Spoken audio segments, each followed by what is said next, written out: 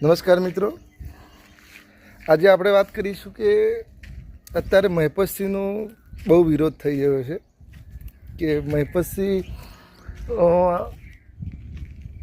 લોકોના દાનના પૈસે સંસ્થા ચલાવે છે અને પછી ફોર્ચ્યુનરને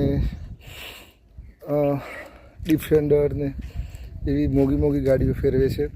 એ બાબત ઘણા લોકો વિરોધ કરે છે, પણ એમની કામગીરી પણ ઘણી છે. તમે બધા જાણતા હશો અને બધા જોયું પણ હશે કે ખેડા જિલ્લાના લવાલમાં એમની સંસ્થાઓ ચાલી રહી છે.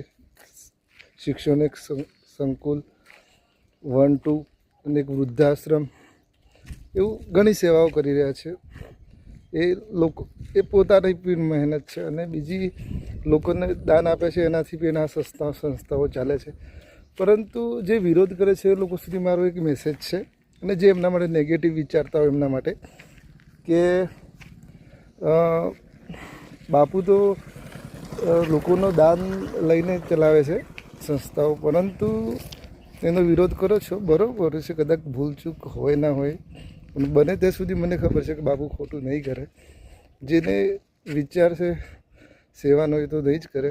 પરંતુ મારે ખાલી એટલું જ કહેવું છે કે આ જે સરકાર અત્યારે ચાલી રહી છે એમાં ઘણા ભ્રષ્ટ નેતાઓ આ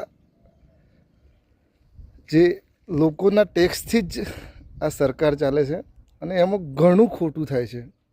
ઘણું એટલે ઘણું ખોટું થાય છે.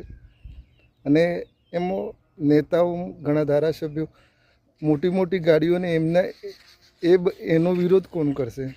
એના કરતાં બાપુનો વિરોધ કર્યા સિવાય આ જે સરકારમાં ખોટું થઈ રહ્યું છે, આ લોકોની પરેશાની છે.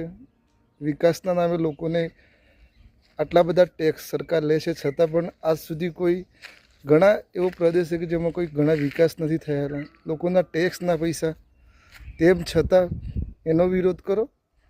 જે કરવાનું છે એ કરો, જે સેવા કરે છે એને કરવા દો. સમજાય તો વંદન, ના સમજાય તો જય સીતારામ.